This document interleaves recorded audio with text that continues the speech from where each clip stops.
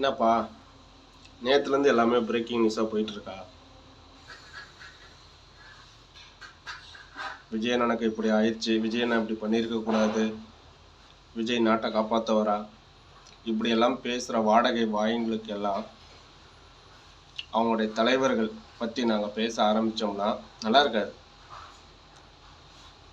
இது அவருடைய தனிப்பட்ட வாழ்க்கை பேசுகிறதுக்கு எவருக்கும் தகுதி இல்லை. இங்கே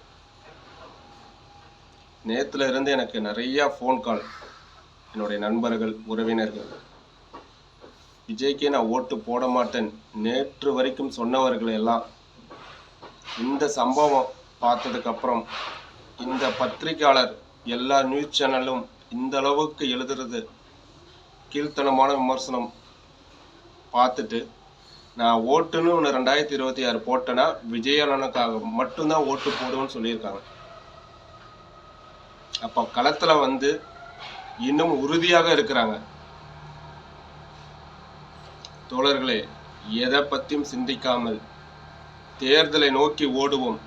அந்த மனுஷன் மக்களுக்கு நல்லது பண்ண வந்திருக்காரு. கண்டிப்பாக வெற்றி நிச்சயம்.